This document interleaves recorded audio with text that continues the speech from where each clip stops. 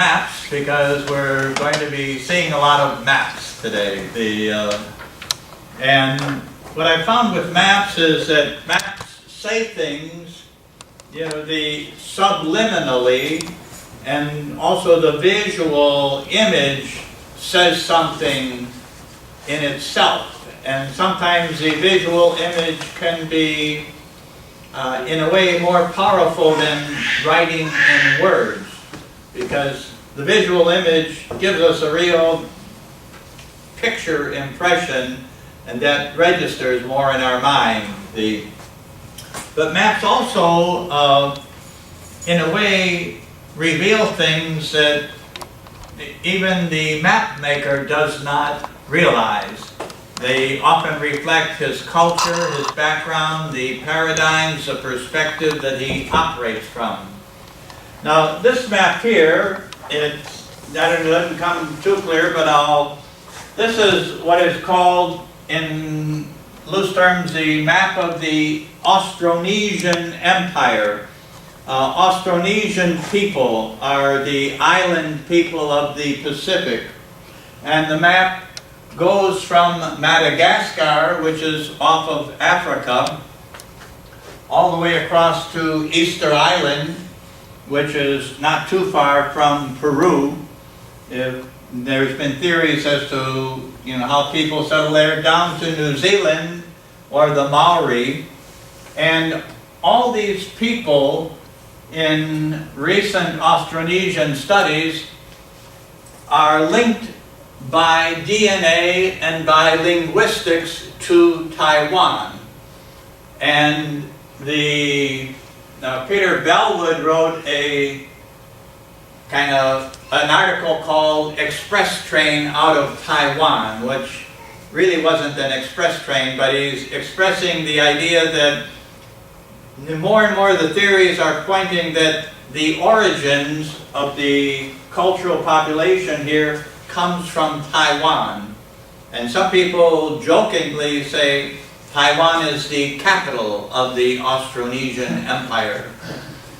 But the main point that this brings out is that Taiwan is related to the Pacific Islands more than it is to the continent. So that's the thing to think. And really, when I was talking to some people who had been down just recently talking to the Maori.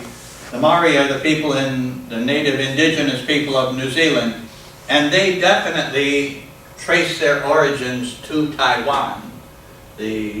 Now, this has been migrations of going back 5,000 years, and driven, it was no express train at all. When you go, you first go from Taiwan to the Philippines, and just step by step over thousands of years. So that's the first image I want to leave you with, and because the overall point that will be driving this is that in any nation, every nation has a discourse about its history. And who controls the discourse of the nation? Just like the United States has a discourse about its history. And maybe the United States discourse about its history is different from that of the UK. From the UK, those are those rebellious colonials that didn't know what was good for them. But from the United States standpoint, it was we were being taxed without representation, and therefore it is our right to claim our own government. Well, the discourse of Taiwan, then you have to think, who controls the discourse of Taiwan? And in general, from about 1945 to, say, after martial law, 1987, the discourse of Taiwan was controlled mainly by the Kuomintang, which came over with Chiang Kai-shek and so forth. So now, however, after the martial law was lifted, and I came to Taiwan the year after that, I still have memories of the garrison command walking the streets with their silver helmets and everything, and people being still afraid to talk about politics, even though martial law was lifted. And of course, the Garrison Command is disbanded in 1992.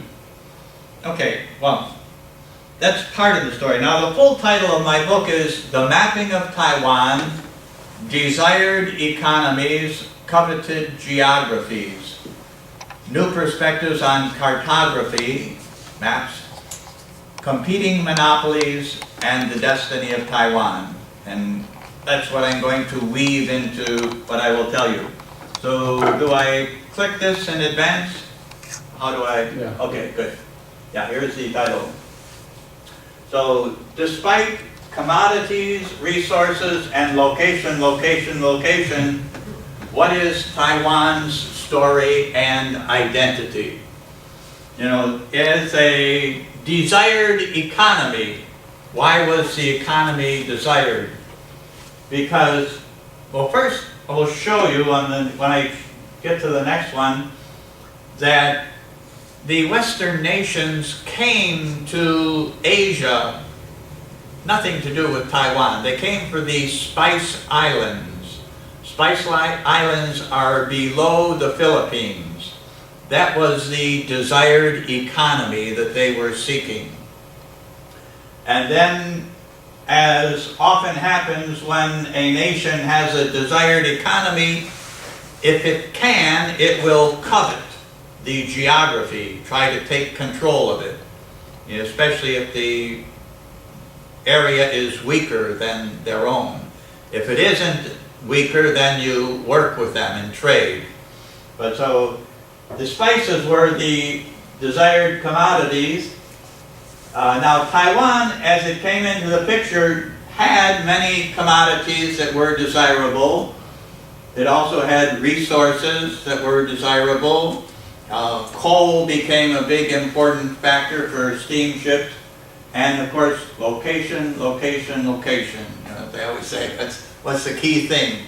And Taiwan's location was close to China, close to Japan, and therefore could also be, if you were after the desired economy of the silk trade, you would could find access to China from Taiwan. Okay. Go the other way. Okay, here's the cover of my book. This is the original cover. It's changed a little bit, but this is a Dutch map. And east is at the top, north is over here, so it's not your traditional way. This is south, and it's a section of the Dutch map, but highlighted over here are the Spice Islands. They're below the Philippines. I purposely whited out the Philippines so that you could see the relationship of the Spice Islands to Taiwan. It was in the early 1500s that the Portuguese and the Spanish first came here. They had the monopoly.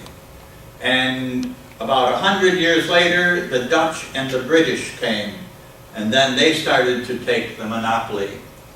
Now this Dutch map, as I say, it's a section. Actually, if you go over here, you see a little part of Australia. And the Dutch called Australia at that time New Holland. Just like they called New York New Amsterdam. Then, interesting thing, in one of the Dutch and British wars, the British traded the island of Run, which is in the Spice Islands. At the end of the war, they made a treaty. They traded the island of Run. The Dutch wanted to control the Spice Islands, and the Dutch gave them the island of Manhattan, which the Dutch at that time called New Amsterdam. The British changed it to New York. So you can say, who got the better of the deal? I think I would take New York. Because once the British and the French figured out how to take the spice trees and plant them in their own colonies, the desirability of the Spice Islands was gone. You know, it was spread out, and now the Spice Islands are nothing. You know, no one even goes there hardly. But New York, that's a different story. If you own real estate in New York, pretty good. Okay. Okay, this will be a little hard to see here. I wish the sun would cooperate with us a little more, but this is a 1570 map by Ortelius. It's during the reign of Sebastian I of Portugal, and how well can you see that from the back? Can you make out much? Interesting maps tell you, like here, this shield up here is the King of Sebastian of Portugal. His shield was known for having 7 castles on it, and that if you look at it closely, you'll see that, and that's part of the identification. But let's see. Let me see here how much you can see. Okay. By this time, the Spanish, of course, were well in the Philippines. Magellan had landed in the Philippines in 1520. He died there. He and his ships, one of his 5 ships made it all the way around the world. 2 of them gave up at the South America, and the other 3 came here, but they eventually suffered leaks. Magellan died in a battle on Lapu-Lapu, fighting the natives there, trying to help another chief to gain trade. But from their base, they eventually moved to Manila in 1570, and they had established what we call the Manila-Acapulco trade route. Now, as I say, the Spanish had been in the Philippines around Cebu area they started making colonies around 1540. But they had a problem because Spain and Portugal, in dominating the trade at that time, had made 2 treaties so that they wouldn't fight with each other. The first treaty was the Treaty of Tordesillas. The Treaty of Tordesillas was after Columbus discovered America. They were all, remember, trying to get to the Spice Islands. And the Spanish were going west. The Portuguese were going south and around Africa to reach the Orient. And they said, when Columbus came back, 1492, his discovery. So 1494, they made the treaty that, okay, everything on this side of a line, about 300 kilometers west of the Azores, would be Spain, and everything on this side would be Portugal. And that's why when you take that line, it cuts down, you know how Brazil sticks out.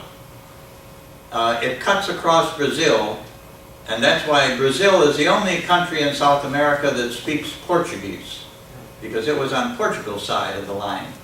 But then they realized they still would fight on the other side of the globe, so they made the Treaty of Saragossa in 1529, and then said, whatever is between Tordesillas and Saragossa would be Portugal's on the inside, and on the outside would be Spain. And the Spice Islands, they didn't quite know where they fit in this longitude, but they were trying to avoid conflict. They actually fell on Portugal's side. But Spain, even the Philippines were on Portugal's side, but there were no spices there. The Portuguese weren't going to contest it. Spain found that since they couldn't go east to get back to Spain, they had to go back west to where the Spanish were in Mexico and everything.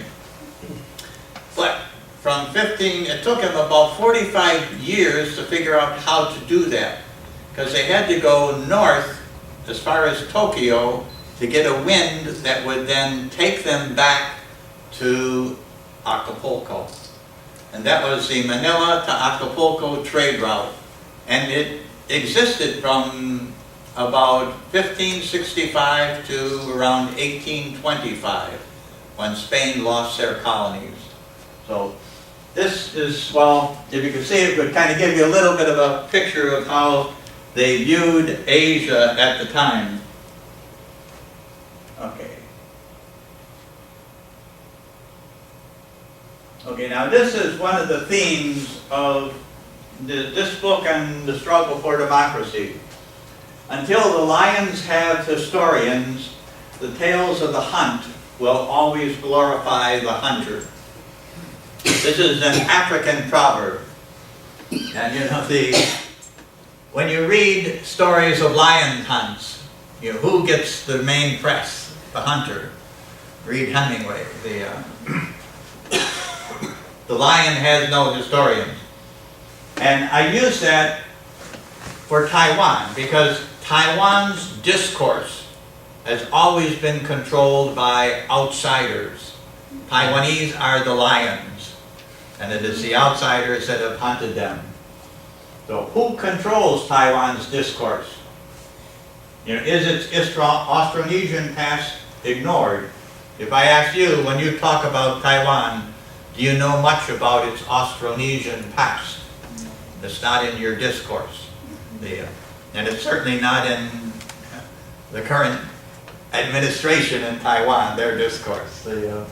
But another part of the discourse is Japan is the first country to unify, control, and rule the whole island. Many nations have had colonies on Taiwan. You know, the Spanish, the Dutch, the Ming, the Qing, the French a little bit, but they only controlled parts of the island. Japan is the first one to control the whole island, and they began that in 1895 after the Treaty of Shimonoseki. So that's partly where this comes in, and that's a different story on that. But this is an important part of the discourse because, you know, if someone says Taiwan has always been a part of China, your first reaction should be, what? What are you talking about? You know, Japan is the first country to control the whole island. True, you know, some Chinese were there at different times, but also Japanese and Koreans were always there. Okay. Okay, get this to go the other way. Okay, good.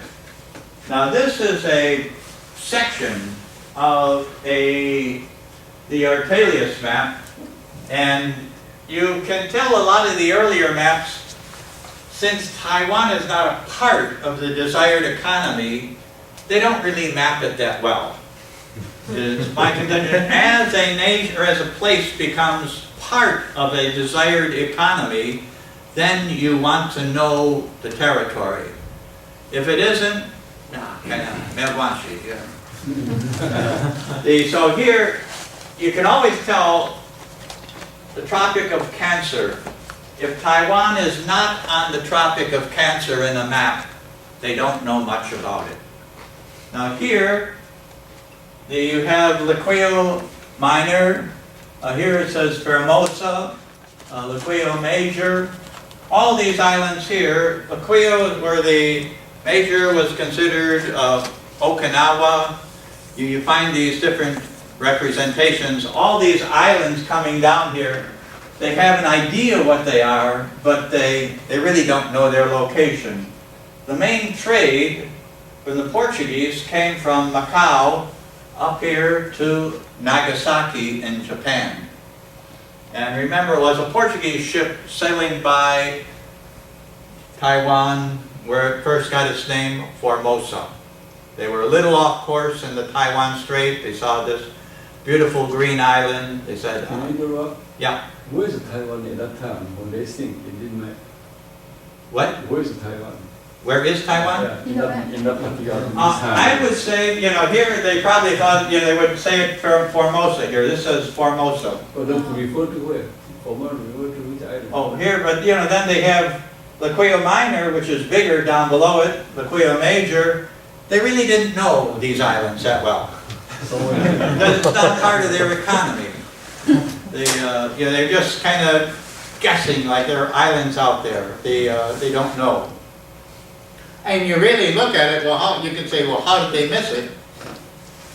You have to remember that until 1492, the whole of Europe did not know there were two continents. North and South America out there. They're totally oblivious to this. You know, it is like discovering a new planet, you know, when you're going out there. So, okay, but, so this is, you know, part of this, and, you know, people will say, well, okay, well, who named it? It was a Portuguese ship. Because the only ships at this time were Portuguese and Spanish. Now, there were Dutch sailors on these ships, because the Netherlands were part of the Spanish Habsburg Empire. And therefore, as part of the empire, they could work on any, and Spain and Portugal were united for about 60 years. They could work on any ship. They were, you know, just part of the empire. And therefore, you know, people will say, well, there was a Dutchman on the ship or something. Well, no one really is sure who said, Isla Formosa. But two things. It was a Portuguese ship, and the trade language, the lingua franca of the trade, even to the 1800s, was Portuguese. I was reading a British thing for their trading ships, and the man who was in charge of, you know, moving the cargo in and out of the ship and that, he had to know Portuguese. Portuguese was the, you know, the language that was used between China, Japan, Korea, everyone. You know, the Dutch and the British had to learn Portuguese. It was the trade language of the time. Okay. Okay, well, this is a another world map. Not, let's see, this is the, okay, just so, not much you can see there, I think I'm going to move on. This is a Spanish map, and this is a 1584 by Luis Jorge de Barbuda. It is partly, now this one, east is down here, this is China here, and you will see a, let me read here, Formosa there. Here's Laqueo, it's very fuzzy, Laqueo Major and Minor. Here are the Philippines here. This was partly influenced by a Chinese map of 1555, and then adapted as well with the knowledge of the Ortelius map. And actually, if you notice here, this is Mindanao of the Philippines. The upper part of the Philippines is cut off here. Now, my theory of why it's cut off is that the Spanish didn't want everyone else to know where it was, exactly where they were in Manila and that. You know, because if you know the Philippines, Mindanao is the lower section. You have Luzon, Visayas, and Mindanao, the three main sections. But you don't have Luzon where Manila is. And maps are important, so the nations are trying to steal each other's maps as well. But this one actually is pretty accurate, because Formosa is on the Tropic of Cancer in this one. And okay, here's a blow-up of that map. So here's Formosa here, Laqueo Magna, okay, they call it Magna, not Mayor here, and Laqueo Partia, smaller, and then there's China, you know, looking there, and then the Philippines over here. So, okay.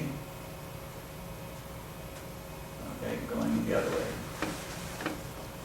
This is an interesting map. This is a map by Lin Schoten. This is 1596, okay? So we're over 100 years after Columbus.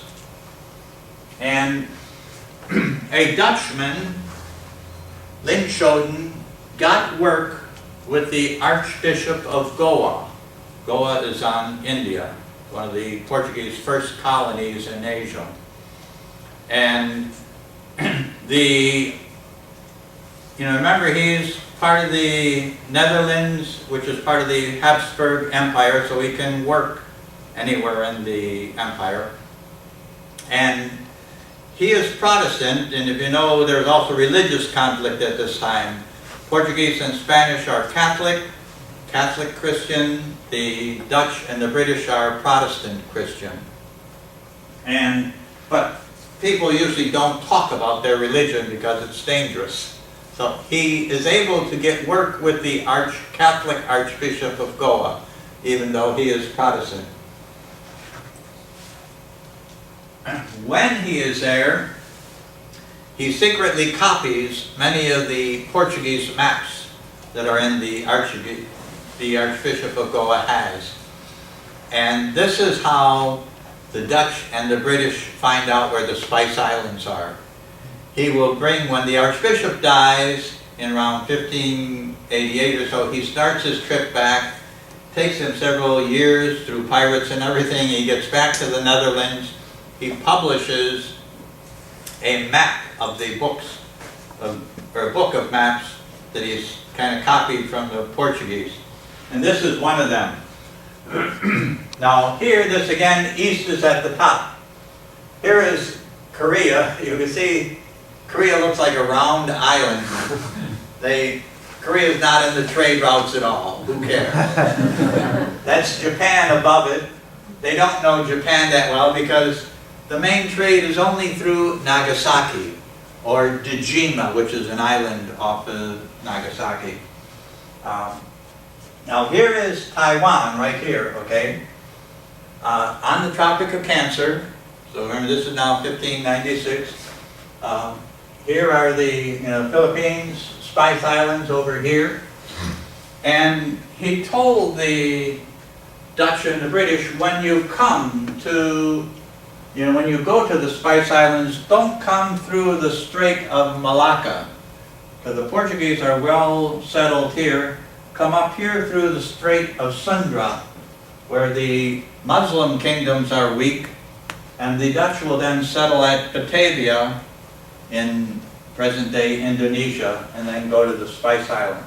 So, okay, move on from that to a close-up of going the other way.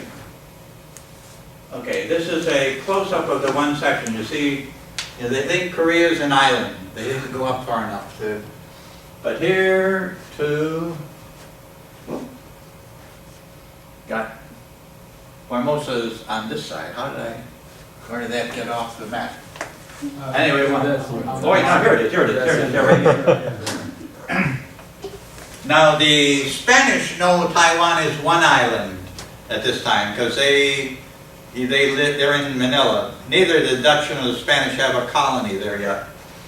But there's different theories as to why some see Taiwan as three islands. This is again says, Formosa, Laquio, Parque. They really don't know this whole idea of all these islands, Okinawa and that coming down. But the three island theory, at least one way that I anticipated is that if you're in the Strait of Formosa, the Taiwan Strait, you see different mountains on Taiwan. And you see one set here, one set here, one set here. You think, well, it must be three different islands. That's one theory. Another theory is that there was trade going on, and there would be trade through Tainan, kind of Taichung area, and Damshui area. And maybe they thought they were, again, three separate things. Because the north-south communication on Taiwan was really not established until Japan took over the island. So, different theories, but you'll see, again, you can tell some of the accuracy of the map by how they portray it. Okay, let's go to the John Speed map. Going back. Gotta go with the other directions. Okay, this is a British map, John Speed, 1626. Again, now here, Speed portrays Korea not as a round ball, but as a dagger shape, but still an island. Then here's the three things of Formosa here. Here's Japan here again. Now Speed is British. He has some knowledge. The map makers are always stealing or borrowing from each other. But Speed, because he has no access to the Spanish maps, sees it as one of the three islands, or the three island theory. In the book I have one of where the Spanish in the 1590s see it as like almost a rectangular shaped island, but as one island. Okay, go the other way. Okay, this is a Spanish map of the Dutch settlement at Anping. This is, Taiwan Strait side. Here's Fort Zeelandia. Spain, the Dutch had settled there in 1522. Spain tried to attack it in 1526. They failed. They settled in Damshui and Jilong. But this gives you a little bit of idea. Spanish, they knew the Dutch fort here. This is important because when Koxinga comes in, he won't come in to take the Dutch fort. He won't come in this way under the guns, but another man gives him a secret way to come in this way. But then there are other, pictures there. Okay, we're back on Tennessee. They got to go back and forth. This is a Spanish map of Jilong, where they had a colony. You can see they, somewhat accurate. Okay, this is a interesting map here. This is Matteo Ricci, Jesuit missionary in China, 1602. And he does the first map, Western style, not the first map in China, but the first Western style map in China, for China. Here, it's interesting, this is 6 panels, it's a map of the world, okay? And we'll have a close-up of the one, this, boy, really hard to see here, but it's, I'm trying to pick where, here, I think Korea is correctly seen as a peninsula, because Matteo Ricci is in China, and China has had dealings with Korea, and they know it's not an island. They fought with the Koreans and all that. So he has that knowledge that he incorporates into making a Western style map of the world. The Japanese will copy this one and make their own map of the area. But the other thing that's interesting in this one is that, do you know how longitude is measured in maps? Longitude, to measure longitude, you need 2 clocks on a ship. You have one clock that gives the time where you left, and another clock that gives the time where you are. It's like, you see 24 hours around the world, and you can figure, okay, where I left is 0, and then I count 180 degrees, and then I start going back, for 360 degrees.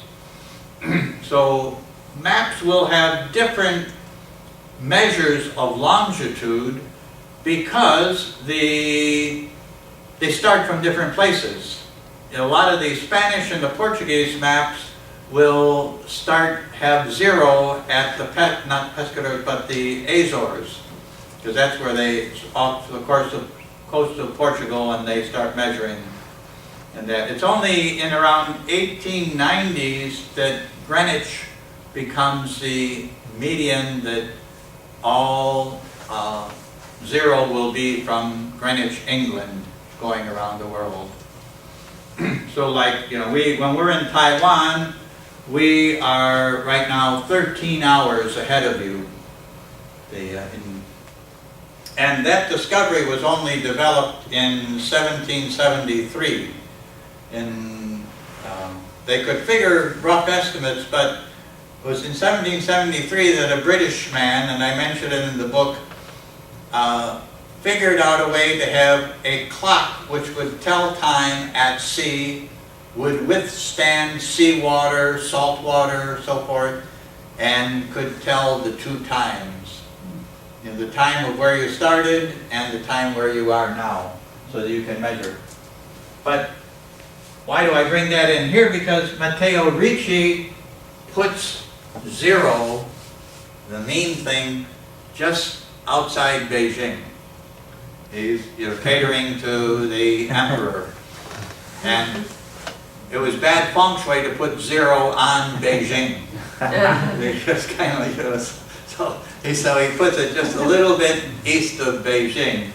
So in Matteo Ricci's map, you figure your thing.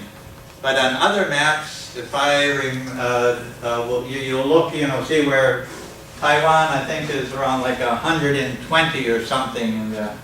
Okay, this is a close-up of the one section, and here's Taiwan here. It has kind of the name of Okinawa. You can see Korea as a peninsula up there, and kind of an interesting. They say Matteo Ricci, the first Western-style map made in China. China, had its own way of mapping before, but Matteo Ricci brings in. Okay. Okay, this is a map by Coronelli, 1696, almost 100 years later. It is a map of the Guangdong and Fujian provinces. Some different things. Hainan is pretty well done here. He doesn't have, the Philippines are directly under Taiwan, not quite accurate on that one. In this one, they still thought there was like this river that cut off a whole section of the east part of Taiwan. You'll see that on many maps, because they never just went in and explored it much further than so far. But it shows the improvement, and the island of Taiwan is getting more and more accurate, because now it is becoming economically part of a desired economy. Okay, this is an interesting map, because it's a fake map by George Salmanazar, 1703. And Salmanazar has never been to Taiwan. He's never been to Asia. But he's running poor. He had been a teacher of languages and that, and he decides to run a scam. He says that he has been in Taiwan, visited there. He makes up a whole story about its culture, makes up a Taiwanese language, which he teaches in London, 1703, 1704. The Archbishop of London, remember by this time, the Spanish and the Dutch, the Spanish were there from about 1626 to 1640, when the Dutch kicked them out. The Dutch were there from about 1622 to 1660, when Koxinga took them out. And then the Manchus came in 1680. So the Western world now is cut off from Taiwan, in a sense, with communication. They know it's there, they know there's been colonies there and that. So 1703 in London, they don't know, they know it's there, they know, but not that much. Salmanazar here, they have Formosa here, and he creates 2 islands, islands of robbers, on north and south of Taiwan. And he makes up many elaborate stories. He makes up a Taiwanese language. The Archbishop of London is having his missionaries learn this language so they can go and preach the Christian message to the Taiwanese. It's a scam. He gets away with it for about 3 years, and then it catches up with him. But it's kind of an interesting. You can see he borrows from a lot of the other maps, adds a little bit of his own, creates his own drama about it. Okay, this is a interesting map here. Jean-Baptiste du Halde, 1735, so during the Manchu Qing Empire. And it is the Fujian province. Now, what I want to really point out is in French, your province belongs to Fujian. The Fujian province said, you see Taiwan is like a half moon, okay? Now, it doesn't mean that the map maker didn't know the rest of the island was there. But what it says is that, this is what I told you, maps say things without saying things. That Fujian province was only the western side of Taiwan. The Manchus never controlled all of Taiwan. It was just this part here, and then you have this mountain range, and then this is the territory of the uncooked savages, the indigenous people. So I like to put this one in here because it illustrates that idea. And again, the visual part, someone says to you, Taiwan has always been a part of China, you say, what? Look at all these maps. Look at this half of Fujian province here. You're telling me that's always been there? Subtle things that the map says that,